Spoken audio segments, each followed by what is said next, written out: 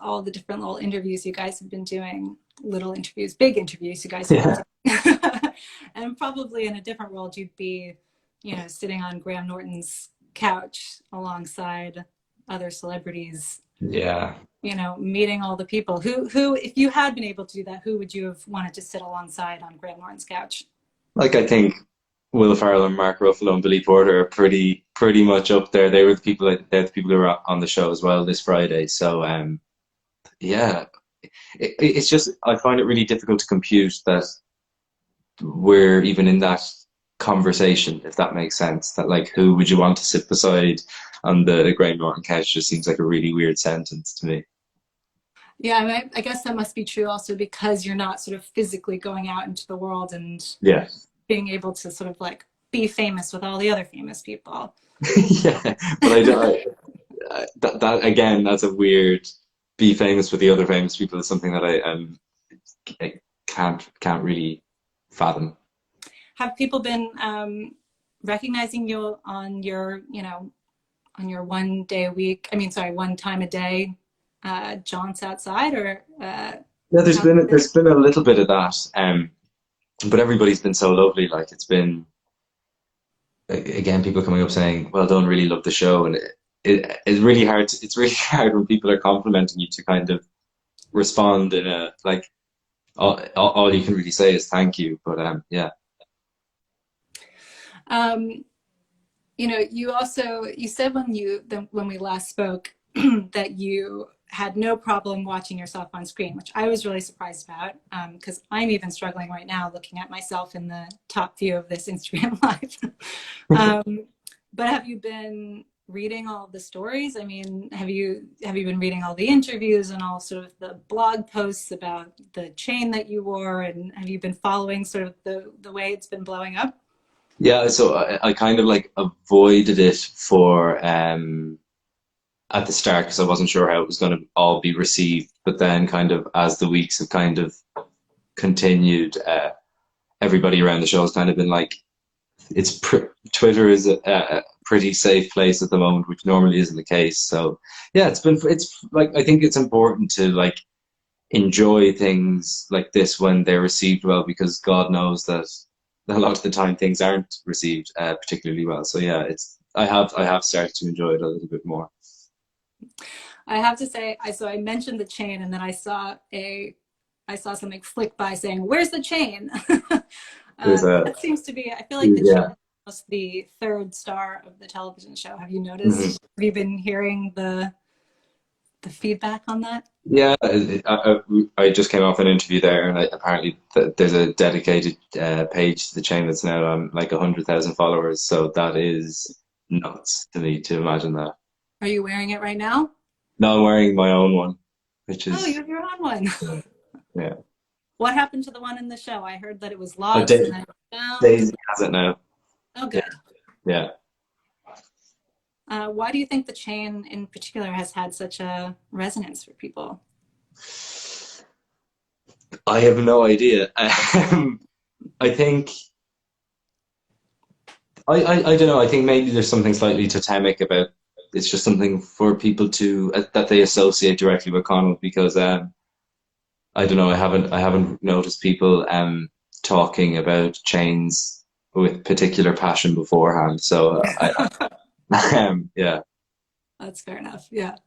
Um, I feel like the things that I've seen the most are sort of chain conversations, and then obviously sort of the sex scene conversation that is sort of dominating. But then actually, someone asked me this question, when I mentioned I was doing this interview with you again today, and I was reminded of sort of the episode where Connell is sort of dropping into a deep depression. Mhm. And I wish that episode were talked about more, because I was really blown away by sort of how realistic and how vulnerable and sort of how raw your portrayal of that is. And I've been wondering if anyone has, if you've gotten any sort of response from young men or older men or non-men about sort of the portrayal of depression and anxiety. Yeah, that's to be honest, that's something that I'm really proud of.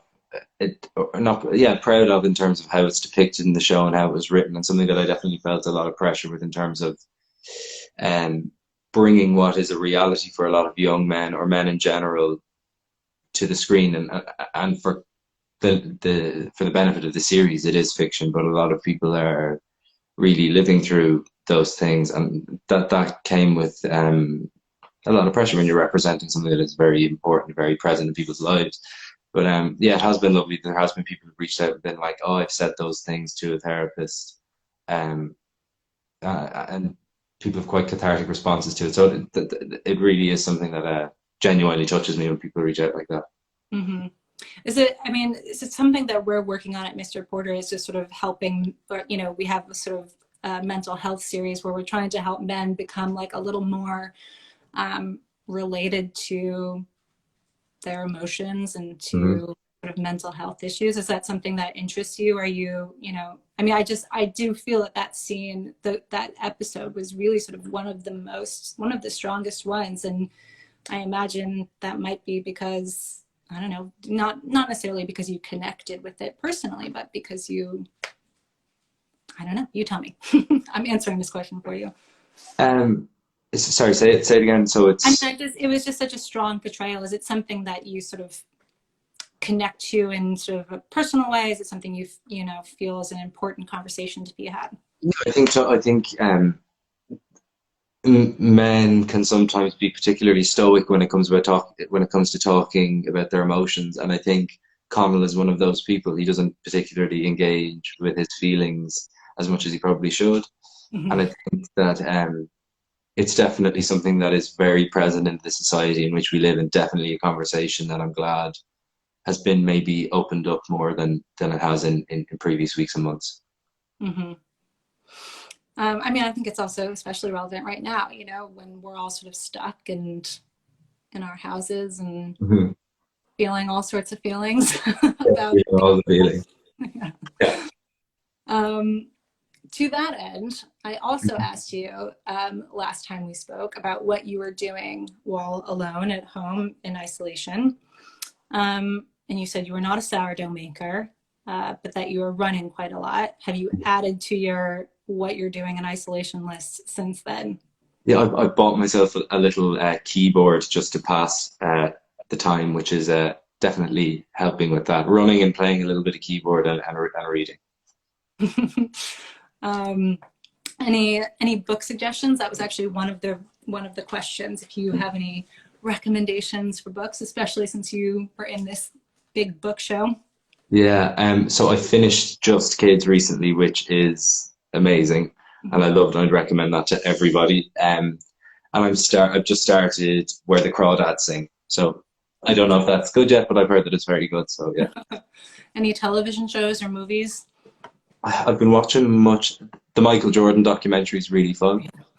Not really fun, it's just really good.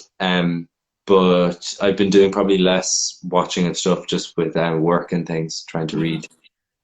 Have you binged the other sort of show that everyone was binging, Tiger King? I haven't actually watched that yet. Yeah, I did watch the Louis Theroux documentary where he kind of follows him, so I'm definitely interested. I just will save that for a rainy day, I think.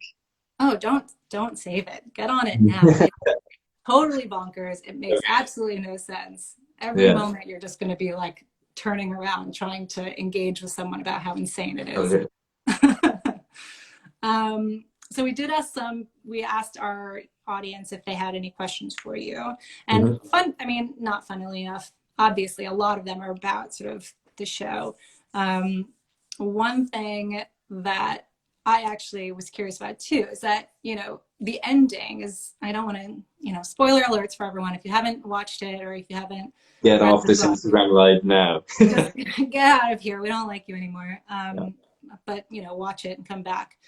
But the ending is a bit, the ending of the book is ambiguous. And the ending in the show is slightly ambiguous too. And I was, I think I felt differently when I read the book than I did when I saw the show. I wonder what you think happens to Connell and Marianne. Yeah.